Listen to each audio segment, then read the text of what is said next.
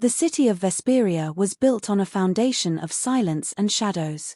For 5 centuries, it had known no true dawn, only a perpetual, bruised twilight that bled from the sky, staining the cobblestones in shades of violet and ink. Over it all ruled the vampire king, a creature of myth and whispers, whose name was a prayer on the lips of the desperate and a curse from the fearful. He was a figure of absolute power, ancient and untouchable, and he was known for 2 things: his unyielding control over the city's heart, and the profound, unending sadness that lived in his eyes. Ilara had seen that sadness. She saw it every night.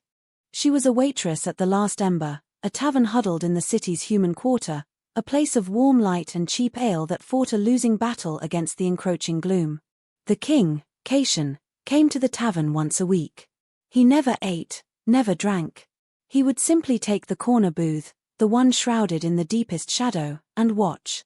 He watched the ebb and flow of mortal life, the loud laughter, the tearful confessions, the clumsy flirtations, with an unnerving stillness, his presence a black hole that warped the very air around him. The other patrons would shrink away, their voices lowering to hushed murmurs, their backs turned as if his gaze might physically wound them. The staff moved on eggshells, their fear a palpable thing, a metallic taste in the back of their throats. But Ilara was different. She wasn't fearless, not truly. She felt the cold knot of anxiety in her stomach like everyone else when he entered, the door swinging open to admit a slice of the cold, eternal twilight and the silent, imposing figure within it. She felt the weight of his centuries, the sheer, crushing gravity of his existence. But where others saw only a monster, a predator biding its time, Ilara saw something else. She saw a loneliness so vast and absolute it felt like a part of the city's architecture, as integral as the stone spires of his palace that clawed at the bruised sky. It was in the way his long, pale fingers rested, perfectly still, on the dark wood of the table. It was in the slight, almost imperceptible downward curve of his lips. And it was most of all in his eyes the color of a winter storm cloud, holding a grief so ancient it seemed to predate the world itself. Tonight, the tavern was emptier than usual. A thin, persistent rain wept against the window panes, each drop a tiny, glistening tear for the lost sun. The few patrons huddled over their drinks, their shoulders slumped. The king sat in his usual booth, a statue carved from shadow and sorrow. Ilara moved through the room with her tray of empty mugs, her worn leather shoes making almost no sound on the sawdust-strewn floor.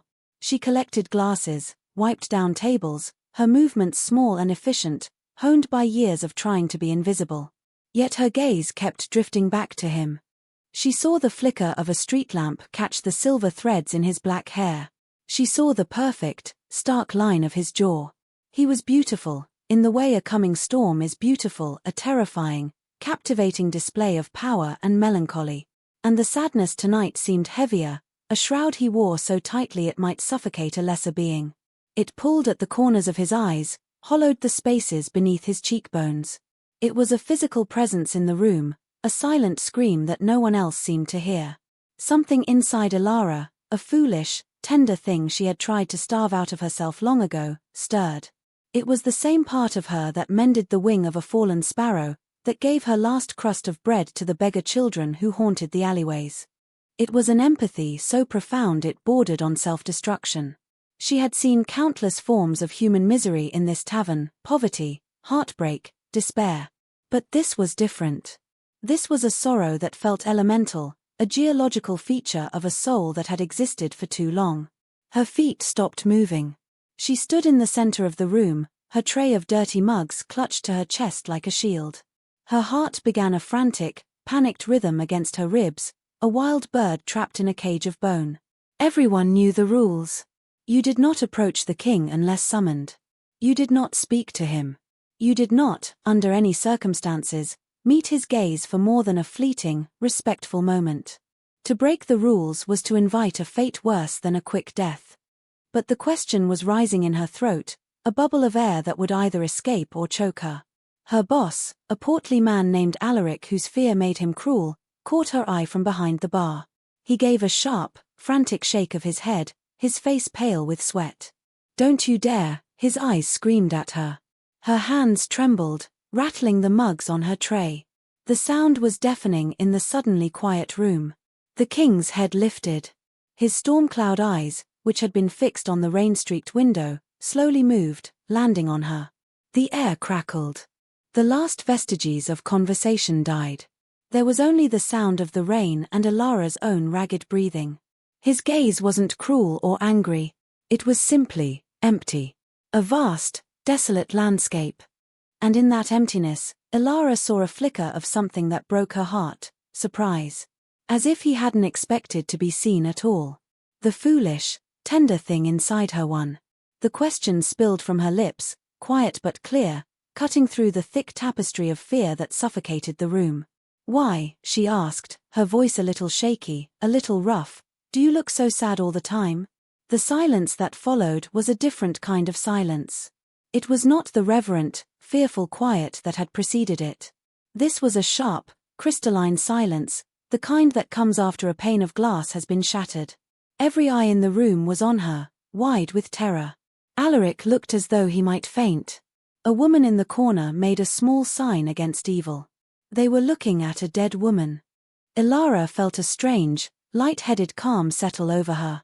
The question was out. It couldn't be taken back. She had looked into the abyss, and she had asked it a question. Caitian did not move. His gaze remained fixed on her, and for the first time, the emptiness in his eyes receded, replaced by an emotion she couldn't name. It was a complex, layered thing: shock, curiosity, and something else, something deeper and more vulnerable. It was as if she had scraped away 1,000 years of dust and grime to find something raw and living underneath. He didn't answer.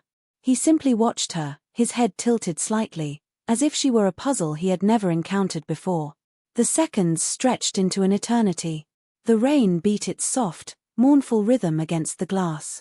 Alara stood her ground, her tray held tight, her heart hammering, waiting for the world to end. And in the depths of his ancient, sorrowful eyes, she saw not the promise of death, but the faintest, most startling glimmer of light. The crystalline silence held the tavern in its grip.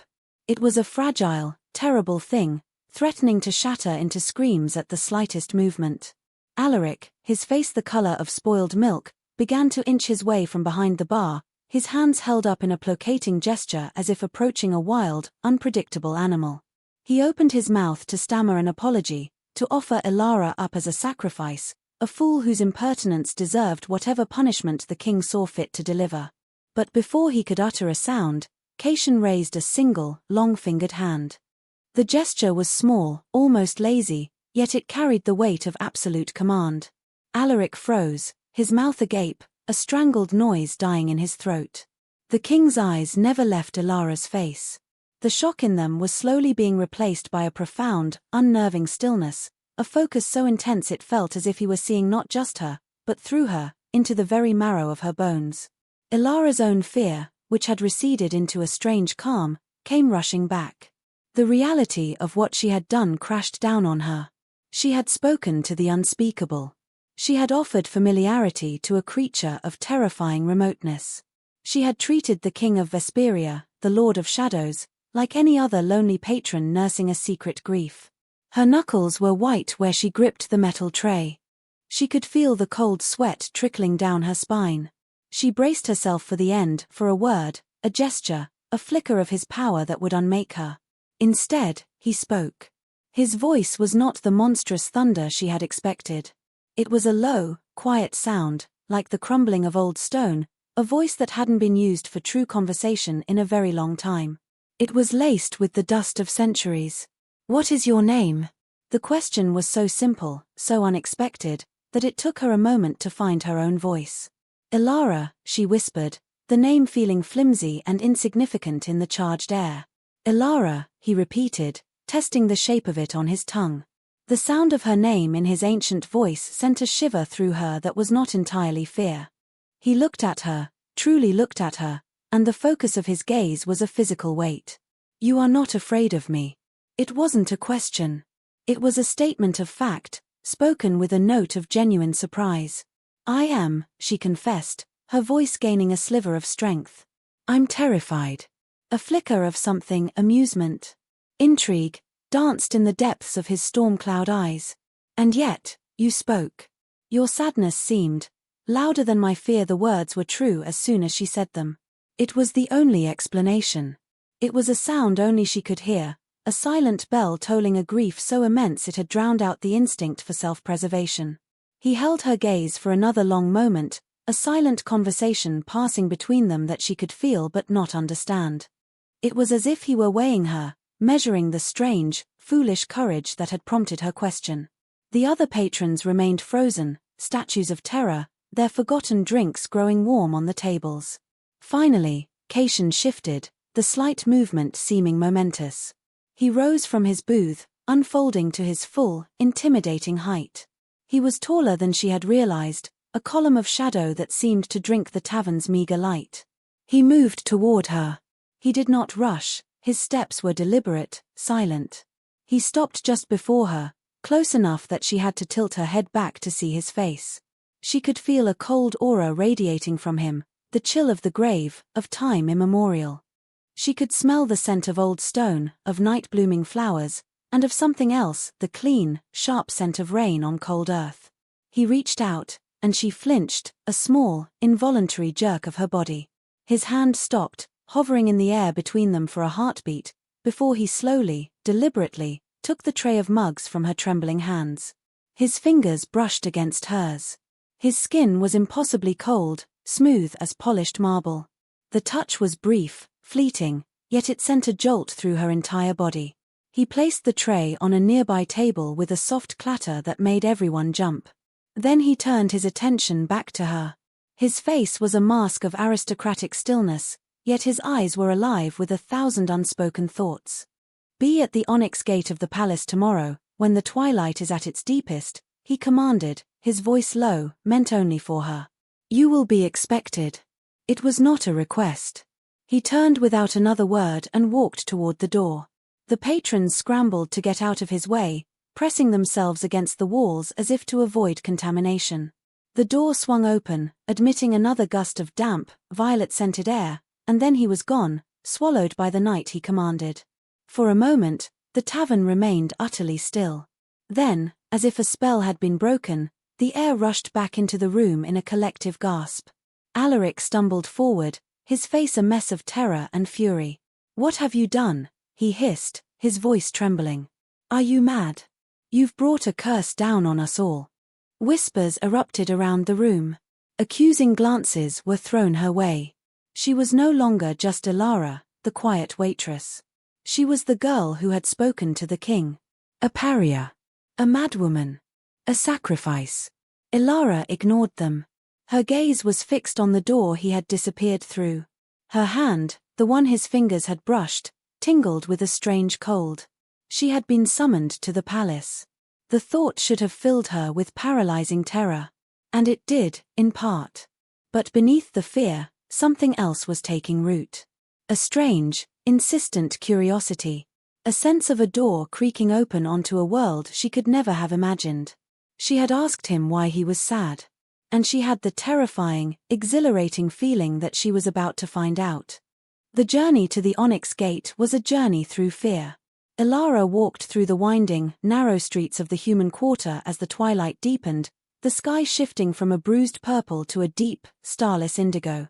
The gas lamps flickered to life, casting long, dancing shadows that seemed to claw at her heels. Faces peered from behind grimy windows, their eyes wide with a mixture of pity and morbid curiosity. News in Vesperia traveled fast, carried on the wings of rumor and terror. By now, everyone knew. The waitress from the last ember had been summoned. It was a death sentence, they whispered. Or something worse. Her worn boots echoed on the damp cobblestones, the sound unnervingly loud in the hushed streets. She clutched the thin wool of her shawl, the fabric a poor defense against the encroaching chill. It wasn't just the cold of the evening air. It was a deeper cold, one that emanated from the heart of the city, from the silent, brooding palace that loomed over everything. The spire, they called it. A single, jagged shard of black rock and obsidian glass that tore at the sky, a monument to one being's eternal solitude. As she left the familiar, cramped streets of her quarter and entered the grand, empty avenues of the noble district, the silence grew more profound.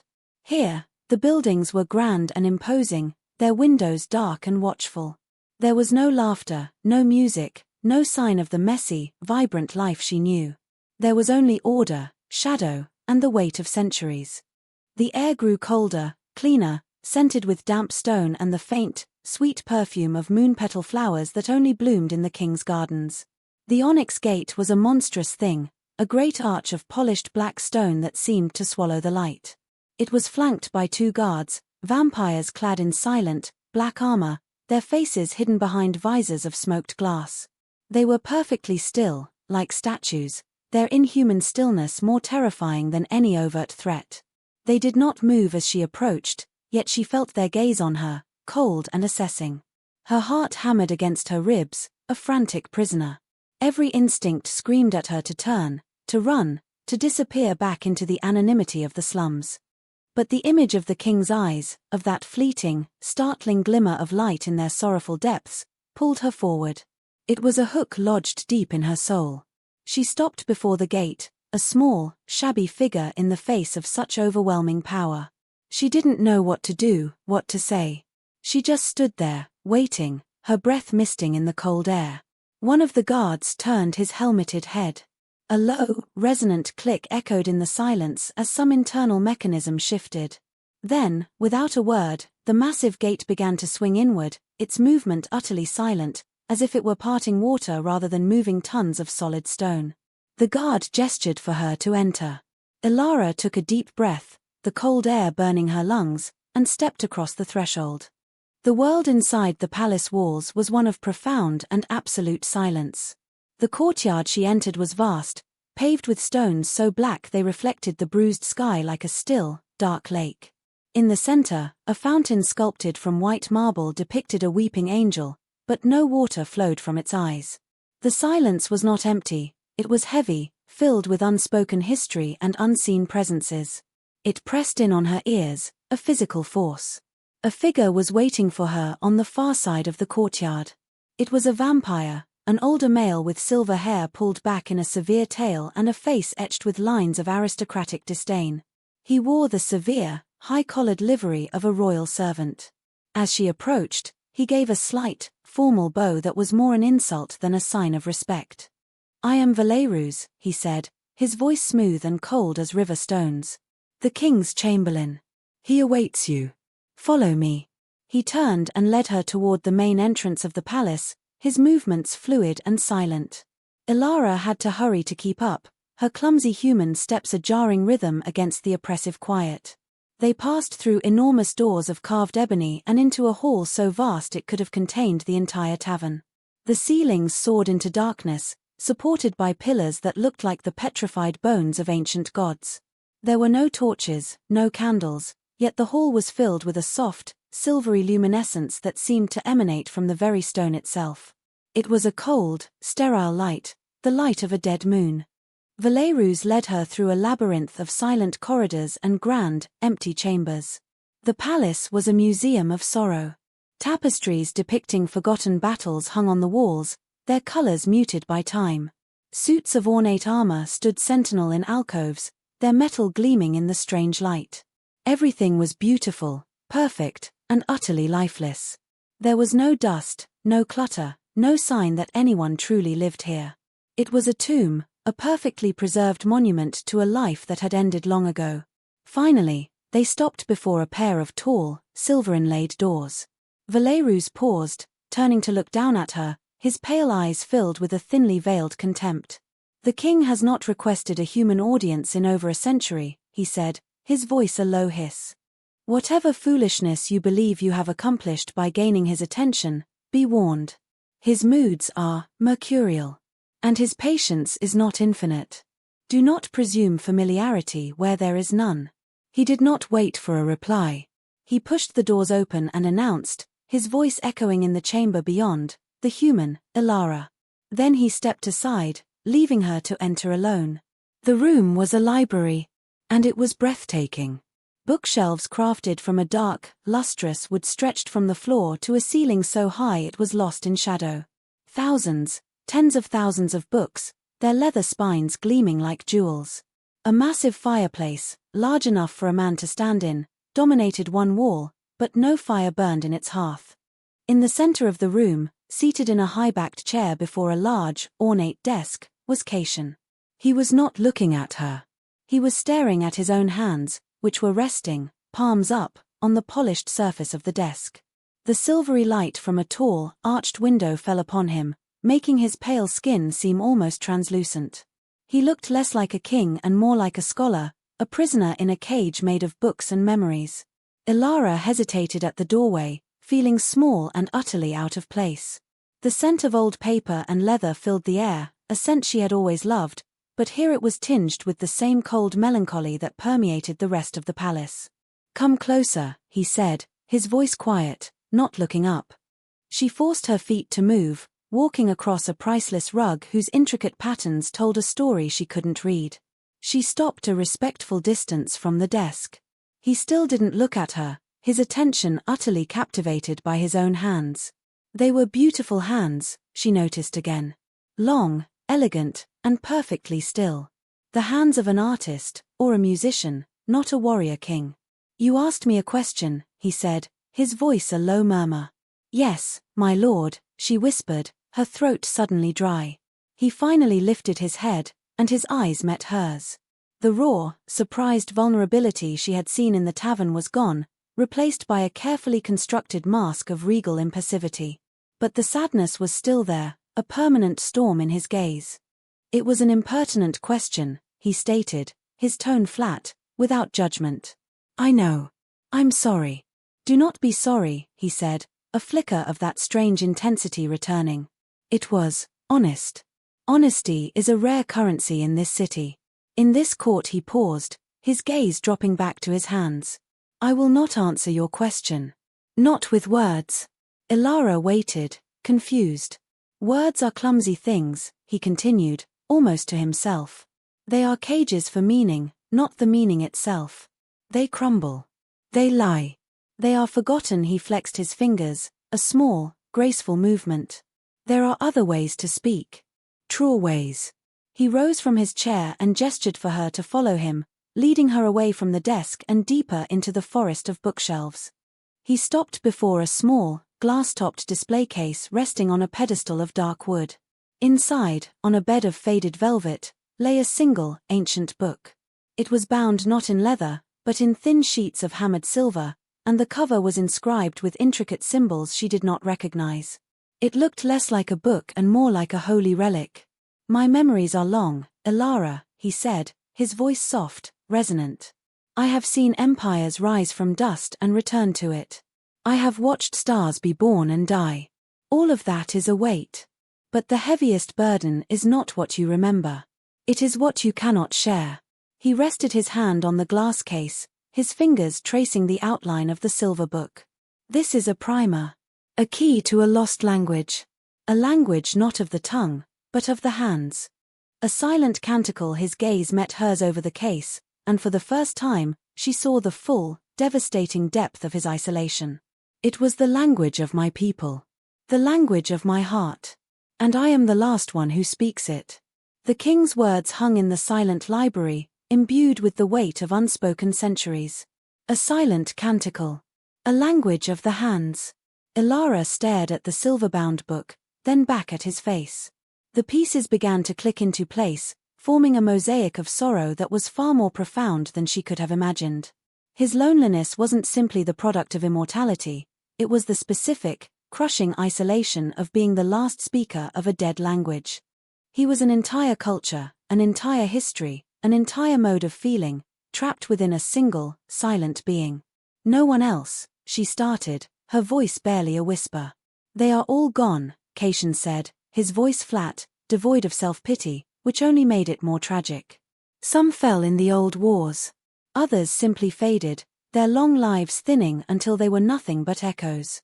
They took the language with them. All that is left are these books, grammars, dictionaries, poems, and my memory." He tapped a long finger on the glass case. "Useless artifacts. A library for a single reader." He looked at his own hands again, no longer with contemplation, but with a deep, abiding frustration, as if they were tools for a craft that no longer existed. "My court speaks the common tongue. They communicate through whispers, through veiled threats and poisoned pleasantries. They understand power, fear, ambition. They do not understand this. He lifted his right hand, and in the silvery, sterile light of the library, he moved it. It was not a simple gesture.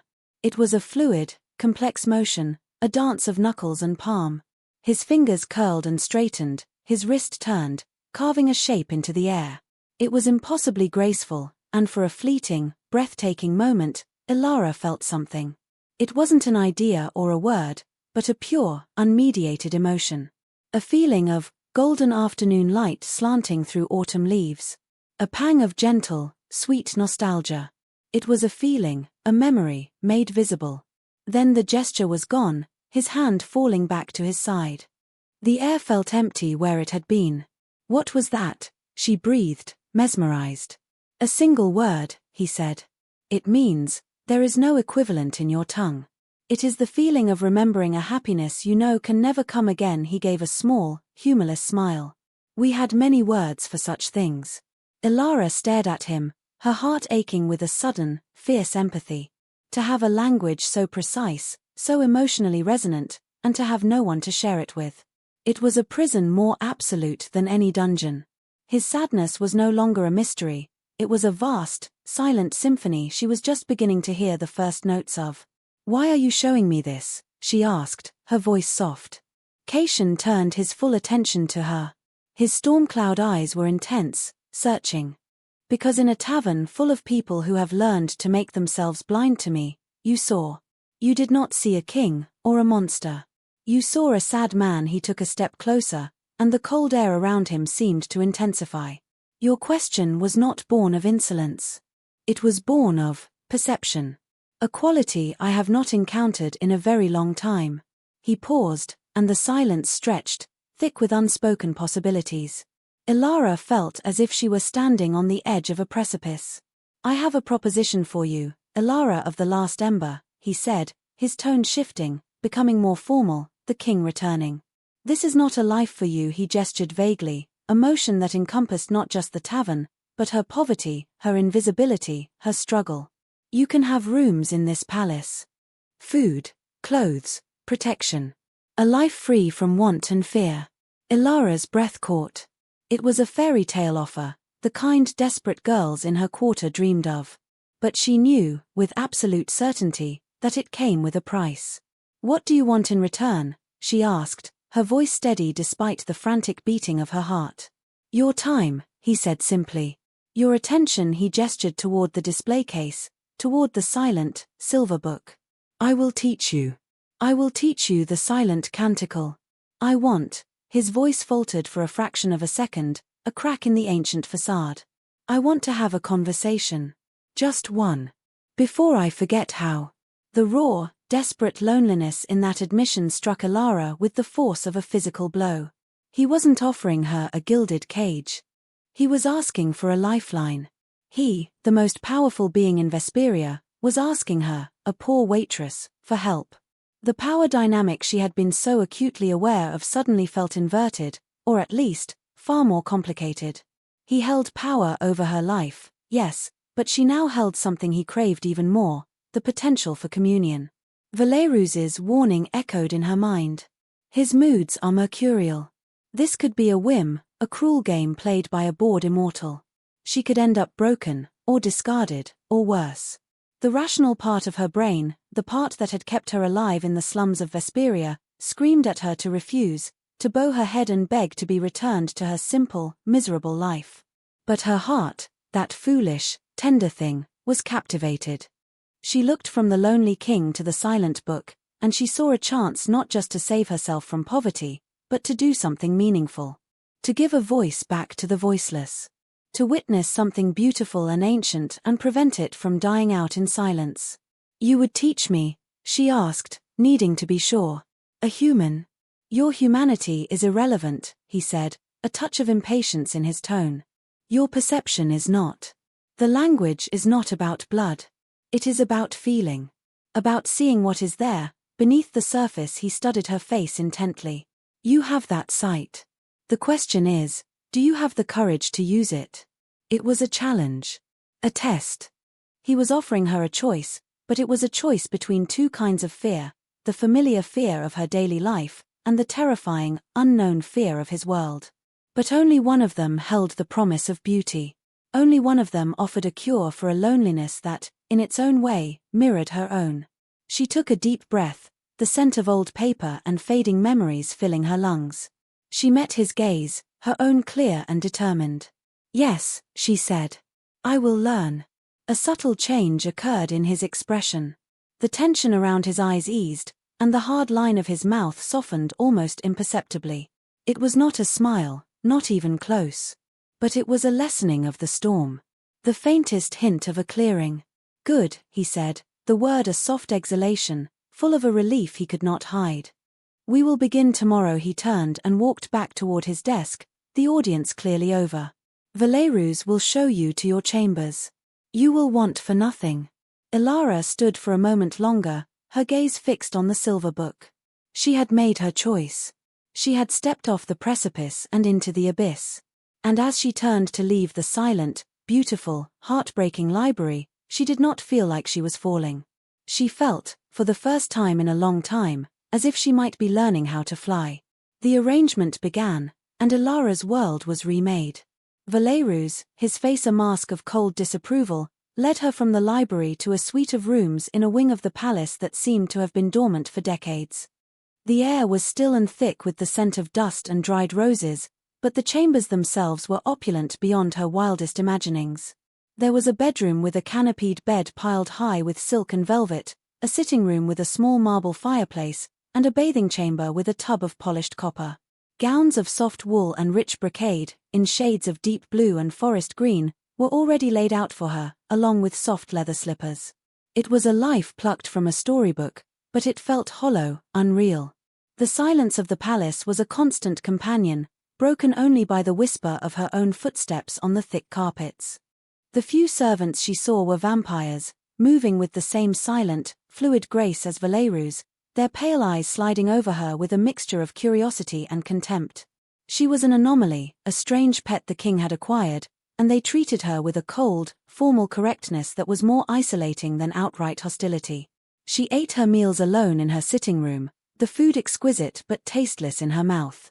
She spent hours staring out of the tall, arched window, which overlooked a walled garden where white, scentless flowers grew in perfect, geometric patterns. It was a beautiful prison, a gilded cage. She was safe, she was warm, she was fed. And she had never felt more alone. True to his word, Cation began her lessons the next day. She would meet him in the great library every afternoon, when the twilight outside deepened to its most melancholy shade of violet.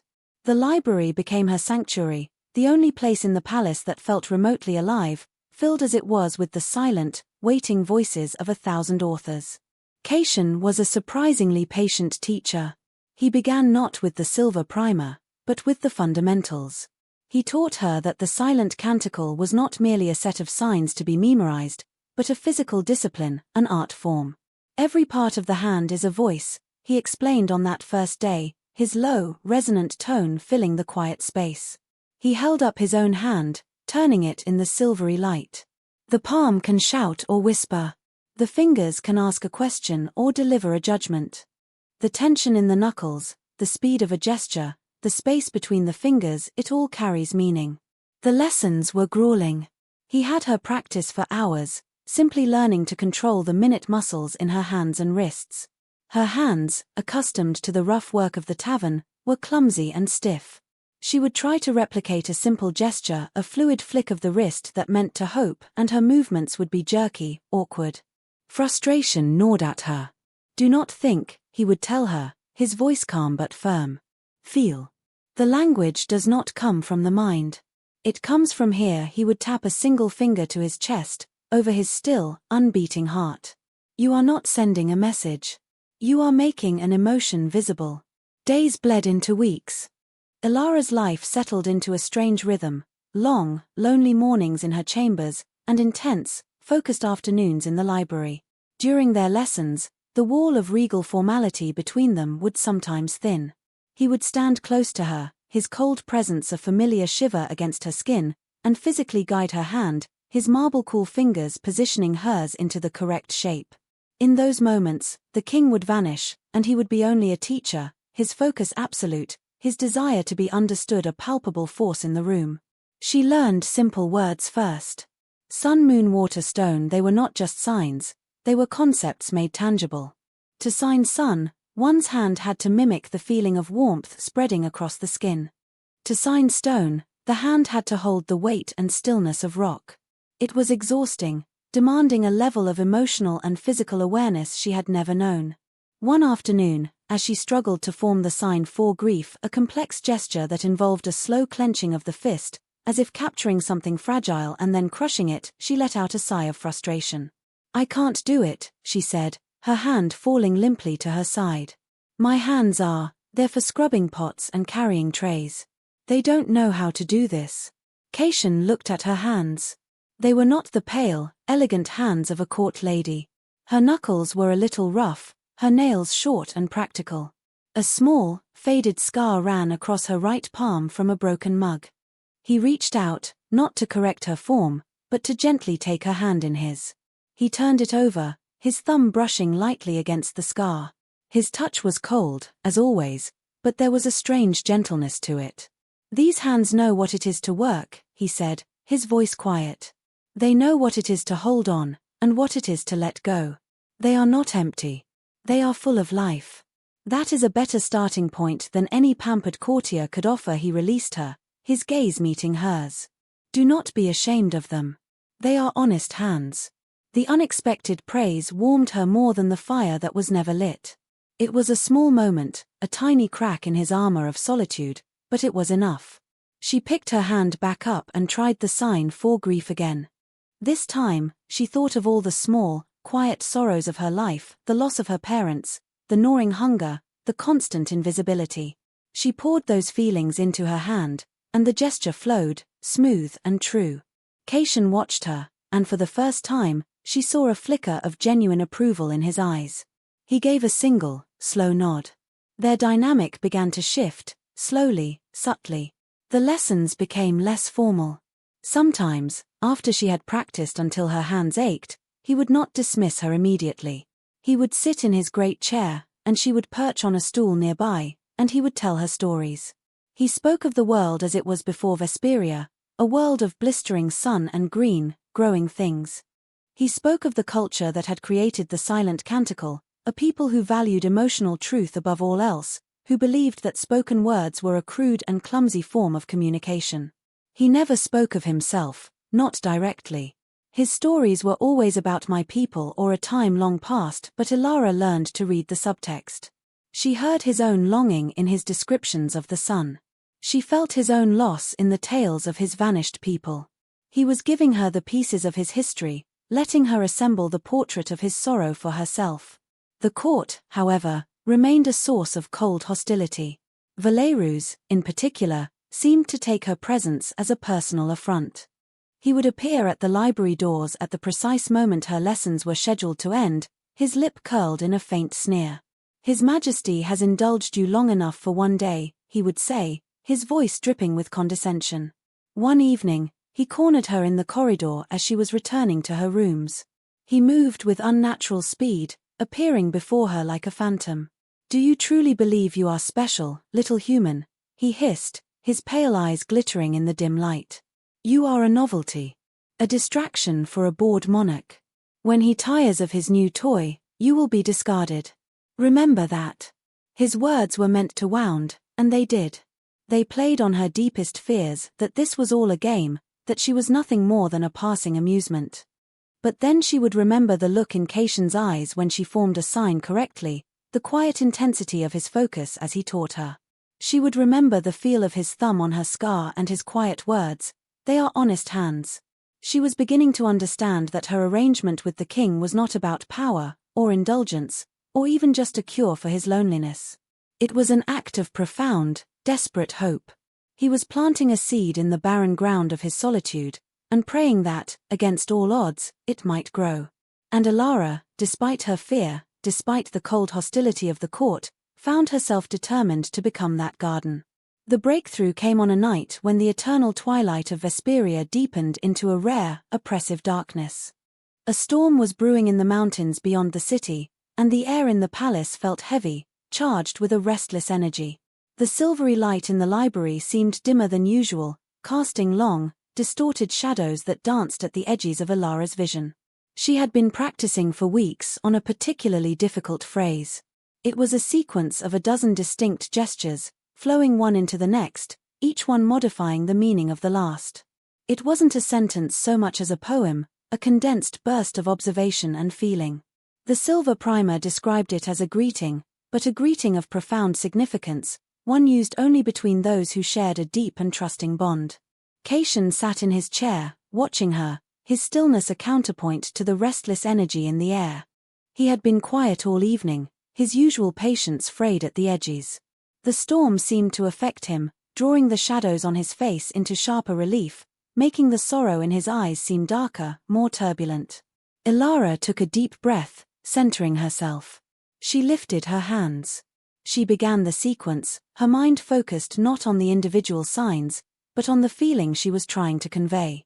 It was a feeling of recognition, of seeing past a facade to the truth of a person beneath. Her hands moved, carving the air. A turn of the wrist for I see fingers splayed to mean the soul, followed by a cupping motion for that is hidden a soft, closing gesture for behind the mask of, and a sharp, flat palm for duty or kingship. The final gesture was the simplest, and the hardest.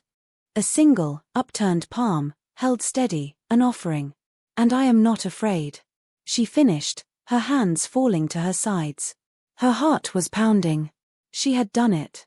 She had felt the flow, the rightness of it, the emotional truth clicking into place with each movement.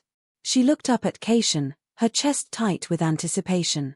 He was staring at her, his face utterly devoid of expression. The mask of the king was firmly in place. For a terrible, sinking moment, she thought she had failed, or worse, overstepped some invisible boundary. The silence stretched, thick and suffocating. The distant rumble of thunder echoed beyond the palace walls. Then, he blinked. A single, slow blink. And when his eyes opened again, the mask was gone. The storm in his gaze had broken. What she saw there stunned her. It was a vulnerability so raw, so profound, it was like looking at an open wound. His control, the iron discipline of centuries, had shattered. His lips parted slightly, as if to speak, but no words came out. He pushed himself up from his chair, the movement clumsy, uncoordinated, entirely unlike him. He took a step toward her, then another. He stopped just before her, so close she could see the faint, silvery trace of an ancient scar near his temple. He slowly raised his hand, not to gesture, but as if to touch her face. The hand trembled. A barely perceptible tremor in his long, pale fingers. The king of Vesperia, the immortal, untouchable monarch, was trembling. He didn't complete the motion. His hand dropped back to his side, his fist clenching and unclenching.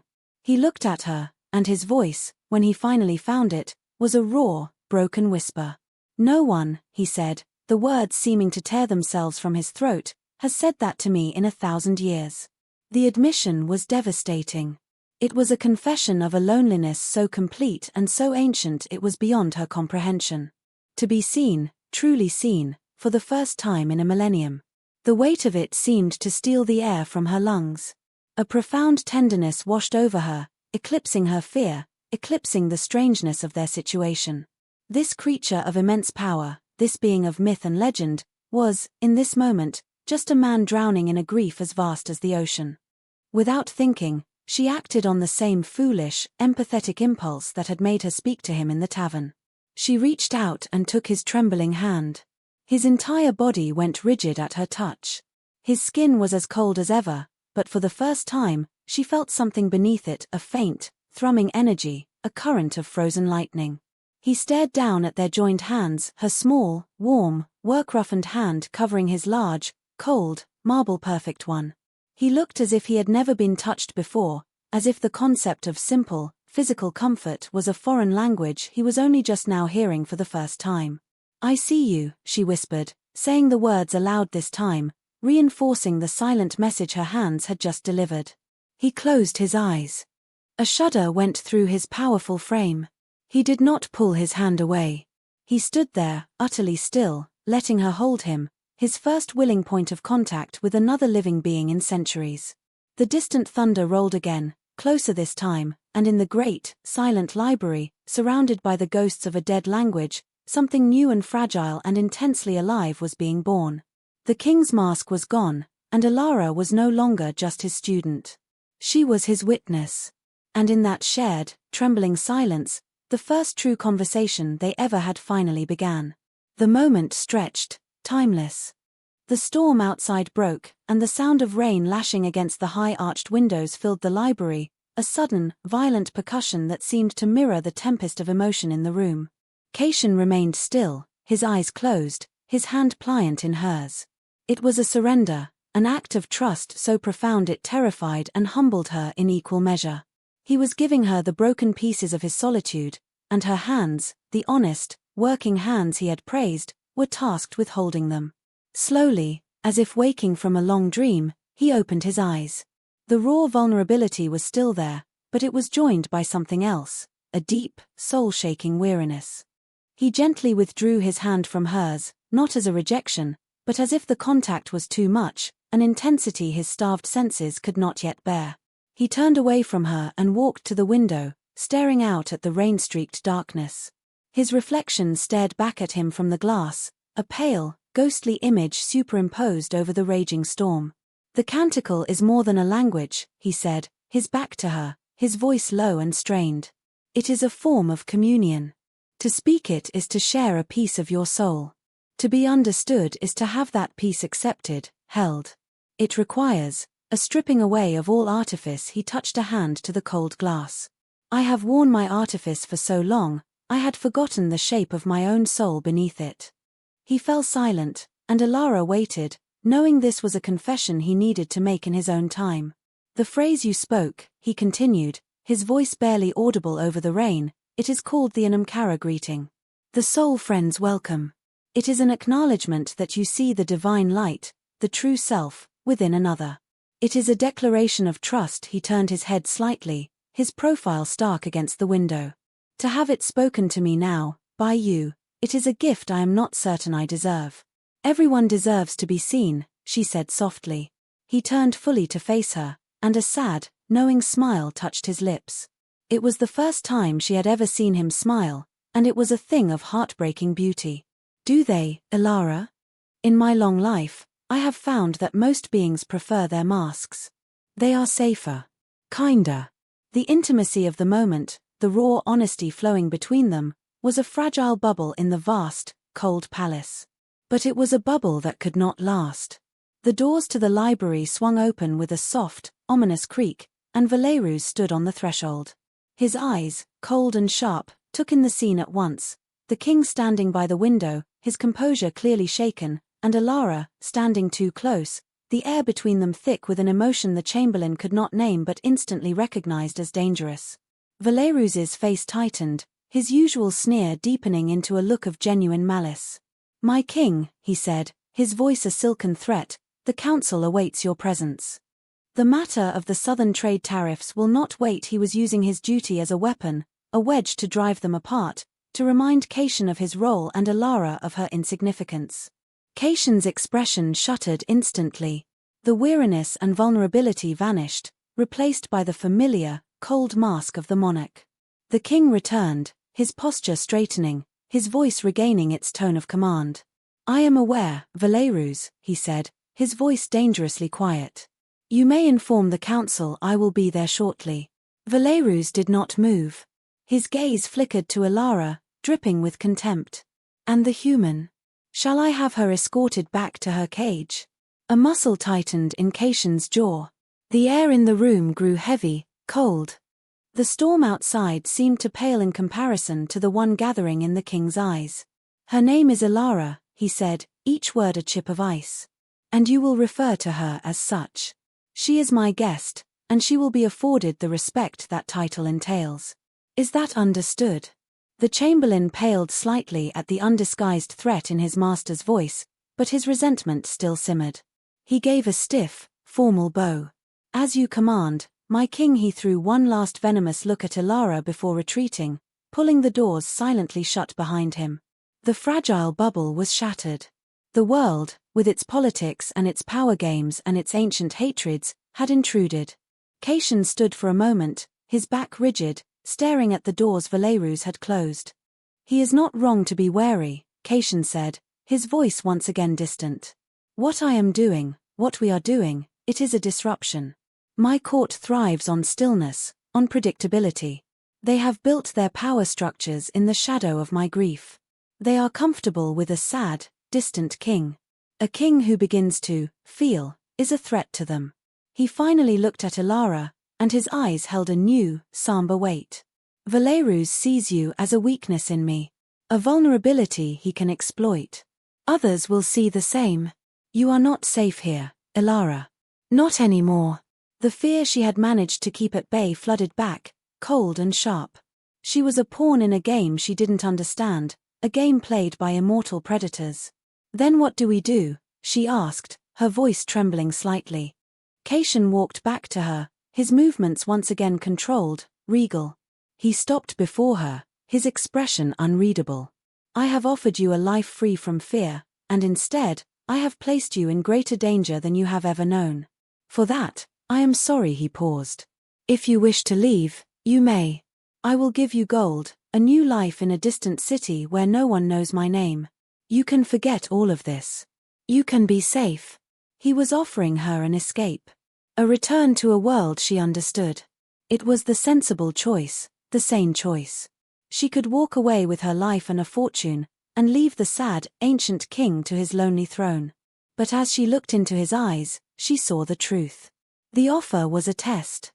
And beneath the test, she saw his fear not for himself, but that she would say yes. That he would show her his soul, only to have her turn and walk away, leaving him more alone than he was before. She thought of her life at the last ember, the wearying invisibility, the quiet desperation. She was safe there, perhaps, but she was not alive. Here, in this cold, dangerous palace, in the presence of this sorrowful king, she felt her own soul waking up. She was seen. She mattered.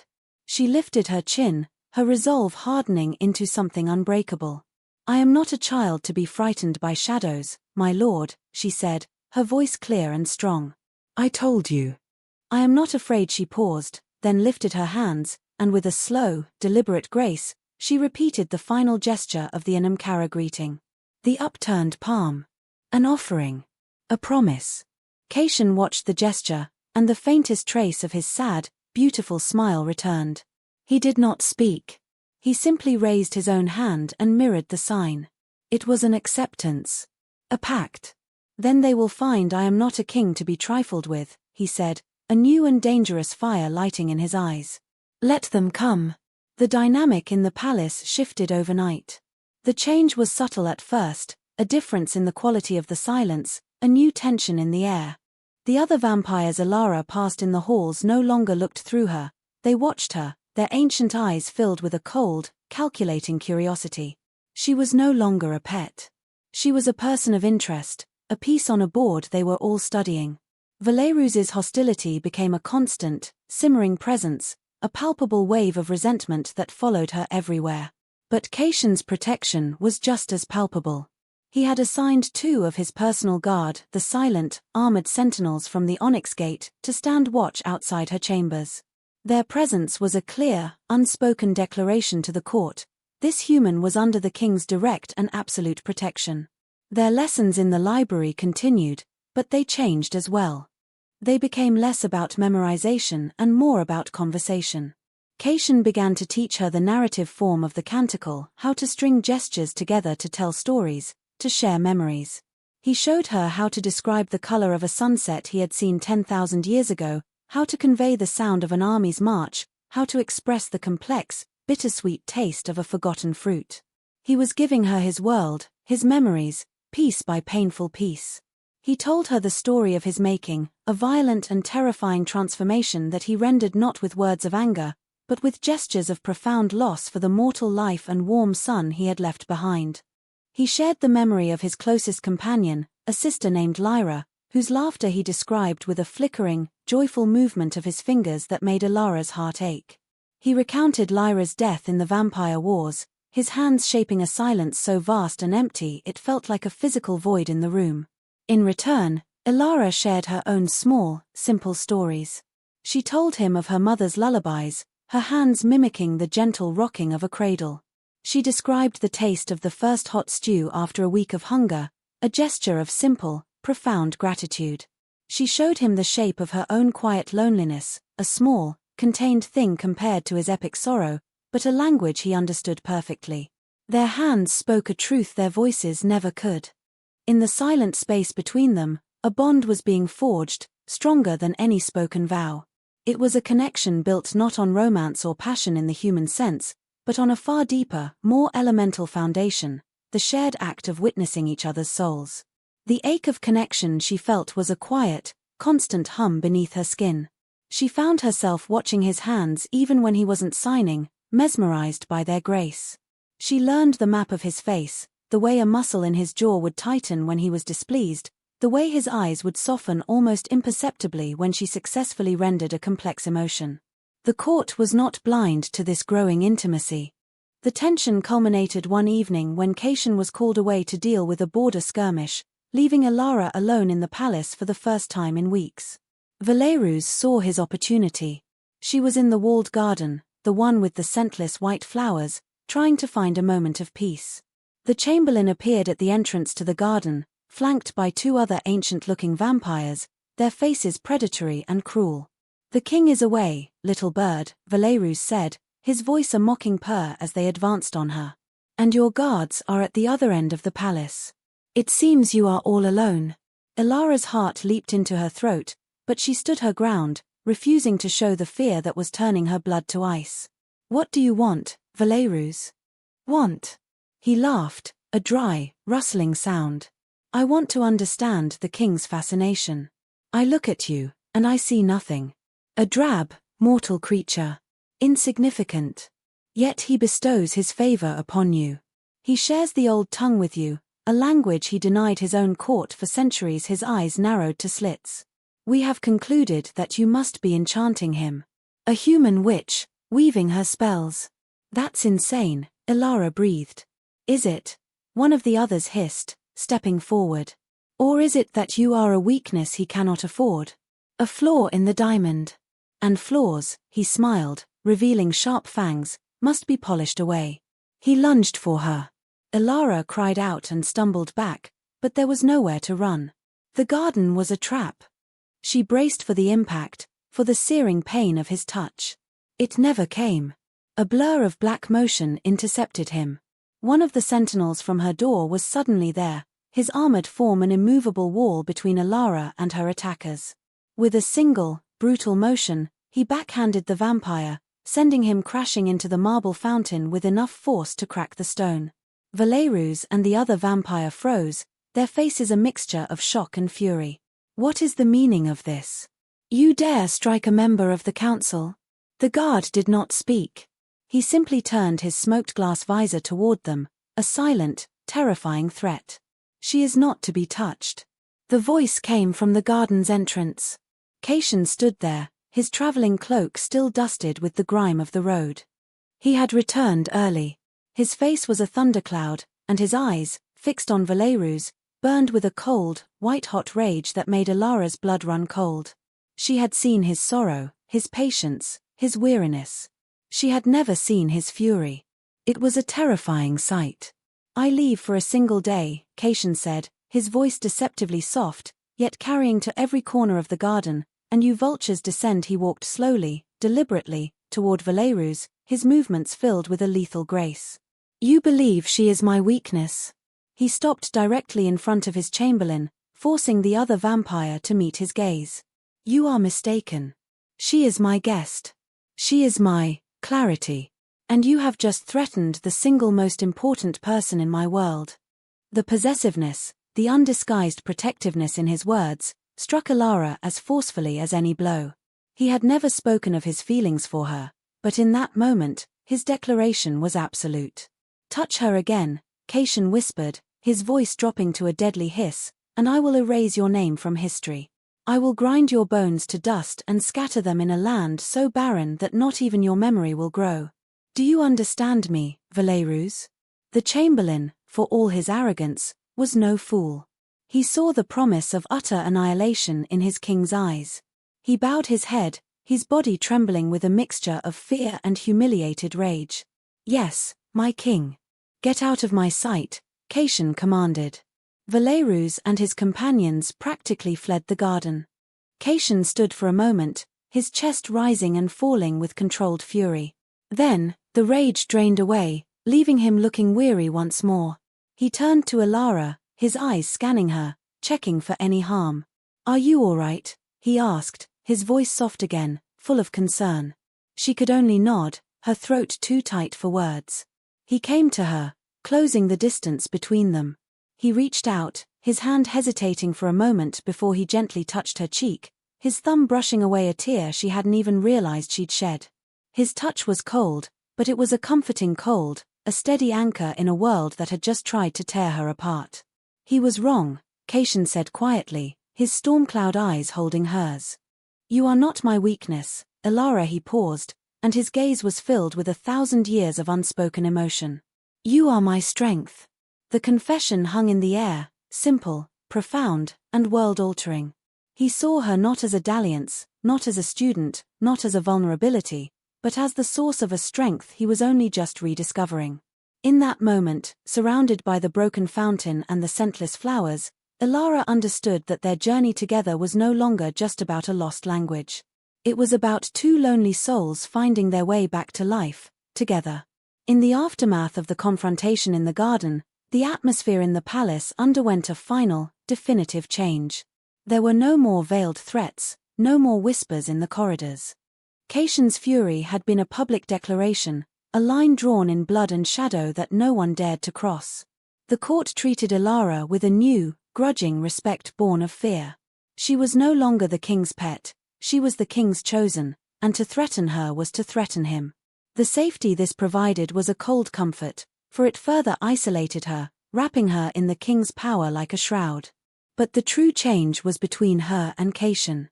His confession had altered the very air they breathed. The last barriers of formality between them had crumbled, leaving a raw, unguarded intimacy. Their lessons in the library took on a new depth, a new urgency. He was no longer just teaching her a language, he was entrusting her with his entire being. One night, long after their usual lesson time had passed, he led her to a hidden part of the library, a small, circular room she had never seen before. In the center of the room, on a simple stone lectern, was the silver-bound primer she had seen on her first day. This time, however, it was open. I have taught you the grammar, the vocabulary, the stories, he said, his voice a low thrum in the quiet room. But I have not told you why the canticle was created. What it was for. He gestured to the open book. The script within was not words, but a series of intricate diagrams, depicting hands intertwined, gestures flowing into one another. It was a dance, a duet. It was not a language for one, he said softly. It was a language for two. A way for two souls to bind themselves together, to share everything, memories, emotions, thoughts, without the clumsiness of speech. It is the ultimate act of trust. To perform the final canticle with another is to know them as you know yourself. To become, for a time, one mind, one heart. Alara looked from the book to his face, understanding dawning in her heart. This was the source of his deepest sorrow. The language was incomplete without a partner. For 1,000 years, he had been holding one half of a conversation, with no one to provide the other. My sister, Lyra, he said, speaking her name aloud for the first time. She and I, we were two halves of a whole. We spoke the canticle from birth. Her laughter, he trailed off, a look of profound, ancient pain crossing his features. When she died, she took half of my soul with her. Half of my language. I have been speaking in fragments ever since. He looked at Alara, and his eyes were clear, his intent unmistakable. I did not begin teaching you with this in mind. I began out of a simple, desperate need to be understood. But you have learned it as if it were your mother tongue. You feel it. You understand it. He took a deep breath, a gesture she now knew was a sign of great emotional effort. I am asking for more than a conversation, Alara. I am asking you to help me make my soul whole again, if only for a moment. To perform the final canticle with me. It was the most terrifying, most beautiful question she had ever been asked. He was offering her complete access to the vast, complex, sorrowful landscape of his soul. He was offering to see hers in return, all of her small fears and quiet hopes laid bare. It was an intimacy that transcended the physical, a union of spirits. She felt the weight of his 1,000-year grief, of his desperate hope. He was not just asking her to speak a language. He was asking her to heal a wound that had bled for centuries. How could she refuse? She met his gaze, her heart full of a feeling so vast and tender she had no name for it. It was love, but a love defined not by possession or passion, but by the profound, quiet courage of mutual understanding. She did not speak. Instead, she lifted her hands and gave him her answer in the silent, truthful language he had taught her. Her hands moved, weaving a story in the air. My soul is small and my life is short. It is a humble gift. But it is yours to know. A slow, genuine smile spread across Caitian's face. It was not the sad, fleeting smile she had seen before. This was a smile of pure, unadulterated joy, a sunrise after 1,000 years of twilight. It transformed his face, chasing away the shadows, revealing the beautiful, hopeful man who had been buried for so long. He lifted his own hands. Then let us speak, he signed, his own gesture full of a trembling, reverent gratitude. They stood opposite each other, before the open book. They did not touch. They simply raised their hands and began. It was not a performance. It was a prayer. A communion. Their hands moved in perfect synchronicity, a four-winged dance of light and shadow. He began, sharing the memory of his mortal childhood, the feeling of the sun on his skin, a sensation so sharp and clear that Ilara felt a phantom warmth on her own face.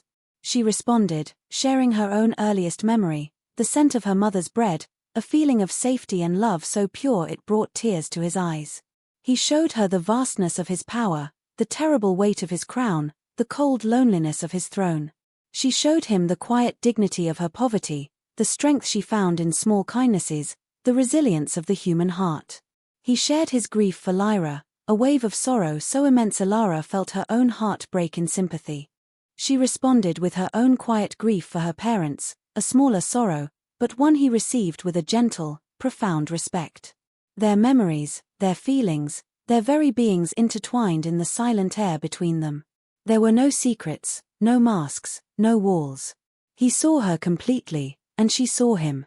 She saw the noble warrior beneath the monster, the gentle scholar beneath the king, the lonely man beneath the god. And he saw in her not a poor waitress, not a human pet, but a soul of immense courage and boundless empathy, a light bright enough to fill the darkest corners of his world. The final gesture of the canticle was a simple one. Both hands brought together, palms touching, fingers interlaced. It meant whole united known. As their hands met, a soft, silvery light flared in the room, emanating from their joined fingers. For a single, breathtaking moment, Ilara felt it, the complete dissolution of self. She was him, and he was her. She felt his centuries of sorrow as her own, and he felt her lifetime of quiet hope as his. It was a moment of perfect, absolute understanding. Then the light faded, and they were two people again, standing in a quiet room, their hands still clasped together. The silence that followed was not empty. It was full, rich, and peaceful. Caitian looked at her, his storm-cloud eyes now as clear as a summer sky after the rain. The profound, unending sadness was gone. It had not been erased, but transformed. It was no longer a solitary burden, but a shared history. In its place was a quiet, profound peace. And a love so deep it needed no words, spoken or signed. He brought her hand to his lips, his cold skin a familiar comfort against hers. Anamkara, he whispered, his voice thick with emotion. Soul friend. She smiled, her own heart overflowing. The journey that had begun with a simple, foolish question in a noisy tavern had ended here, in a silent room, with an answer more complete than she could ever have imagined. She had looked into the abyss, and it had not consumed her. It had shown her its heart. And in doing so, it had taught her the true shape of her own. The city of Vesperia remained a place of twilight, its stone spires still clawing at a sky that never knew the dawn. But something within its heart had changed. The oppressive, sorrowful silence that had emanated from the palace for centuries had lessened, replaced by a quiet that felt not empty, but peaceful. The king was still a figure of myth and power, but the whispers about him were different now. They spoke of the human girl who walked beside him, of the way the shadows in his eyes seemed to have receded. Ilara's life was no longer one of gilded isolation. The palace became her home, not her prison. Caitian, having dismantled the walls around his own heart, began to dismantle the rigid, lifeless structures of his court. The endless, silent corridors began to see change. He commissioned human artisans to bring color and warmth to the cold stone halls, hanging tapestries that depicted not battles, but landscapes of sun-drenched fields and vibrant forests, images from Ilara's mind, which he had seen during their canticle and now wished to see with his own eyes. The scentless white flowers in the garden were replaced with night-blooming jasmine and moon roses, which filled the air with a sweet, living perfume. She was not his queen, not in any traditional sense. She held no official title, wore no crown. Such things were a part of the old, silent world of masks and power that they had both transcended. She was, simply, his companion. His Anamkara. His presence was a constant, comforting weight beside her, and hers was the light that had guided him out of his own darkness. They spent their days in the library, but not always in silence. He would read to her from the ancient books, his voice giving life to forgotten poets. She, in turn, would tell him stories of her life, of the messy, complicated, beautiful world of mortals, and he would listen with an insatiable curiosity, learning about a life he had long since forgotten. Their conversations were a tapestry woven from 3 threads, the common tongue for simple things, the silent canticle for the deep matters of the heart, and a comfortable, easy silence for everything in between. Valerus and the old guard of the court remained, but their power was diminished. They watched with resentful silence as the king, their cold, predictable monarch, learned how to live again. They did not understand the bond he shared with the human, but they understood its strength. They knew that Ilara was not a passing fancy, but a permanent fixture, the anchor of the king's newfound peace. One evening, they stood on a high balcony of the spire, looking down at the flickering gaslights of the city below. The wind was cool, carrying the distant sounds of life from the human quarter, a snatch of music, a burst of laughter. For 500 years, Caitian had looked down on this city and seen only a collection of short, meaningless lives, a reminder of all he had lost. Tonight, looking at it with Ilara by his side, he saw something different. He saw a vibrant, fragile beauty. He saw a world she had shown him how to love again. "It's strange," Ilara said, her voice soft in the quiet of the night. "My whole life, I was invisible. I tried so hard to be seen, to matter. I never thought it would happen like this." Caitian turned to her, the faint light from the city catching in his eyes. He reached out and took her hand, their fingers lacing together in a familiar, comforting gesture. "And I," he said, his voice a low, gentle rumble, "spent centuries making sure no one could truly see me. I thought it was the only way to survive the pain." He brought her hand to his chest, placing it over his still heart. "You did not just see me, Ilara. You reminded me that I was worth seeing." The sadness was not entirely gone from his face. It never would be. His past was too long, his losses too great. But it was no longer the defining feature of his existence. It was now just one part of a much larger, more complex story, a story that now included her. It was a shadow that served to make the light seem brighter. He smiled, his real smile, the one that reached his eyes, and she felt her heart echo it. The poor waitress who had dared to ask a question and the ancient king who had forgotten how to give an answer. Together, they had created a new language, one of hope. And in the endless twilight